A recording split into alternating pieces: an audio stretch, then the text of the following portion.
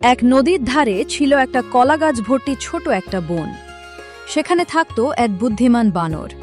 সে খুব সাবধানে চলাফেরা করত আর কাউকে সহজে বিশ্বাস করত না। একদিন এক কুমির নদী থেকে উঠে এসে বলল, বানর ভাই, তোমার কলাগুলো খুব সুন্দর, আমি যদি একটু খাই? বানর বুঝল কুমিরের চোখে লোভ, তবু সে শান্তভাবে বলল, খাও, কিন্তু বেশি নয়। কয়েকদিন পর কুমির ভাবল, এই বানর খুব চালাক, একে ধরা সহজ হবে না।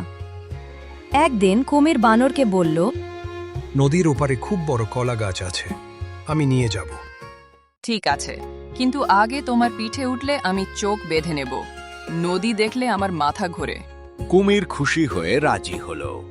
জঙ্গলের মাঝখানে বানর চোখ খুলে লাফ দিয়ে ডালে উঠে পড়ল।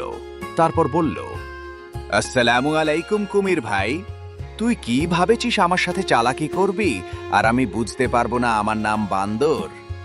এমনি এমনি দেওয়া হয়নি। আমি যদি বাঁদর রূপে ফিরে আসে বাদরামি করি, তাহলে আমার কিছুই করতে পারবি না। বানর হেসে বলল, চালাকির সাথে লোভ মিশলে ধরা পড়তেই হয়। শিক্ষা: সাবধান আর বুদ্ধিমান হলে কেউ ঠকাতে পারে না। একই নদীতে আরেক কুমির থাকত। সে সব সময় অন্যদের ঠকিয়ে লাভ করতে চাইত। সে ভাবল, বানরকে ধোকা দিয়ে কিছু পাওয়া যায় কিনা দেখি। কিন্তু বানর আগেই সব বুঝে ফেলেছিল।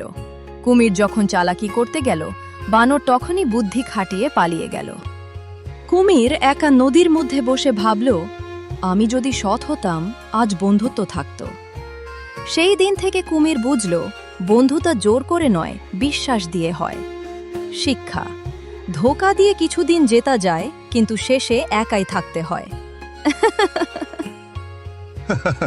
নমস্কার, আমি বানর বলছি। তোমরা কি জানো সাবস্ক্রাইব কেমনে করে? যদি জানা থাকে তাহলে করে দেখাও। আমি জানি তোমরা জানো না, তারপরও একটু আমি দেখিয়ে দিচ্ছি। এই লেখাটা কোথায় আছে, সাবস্ক্রাইব করে নাও।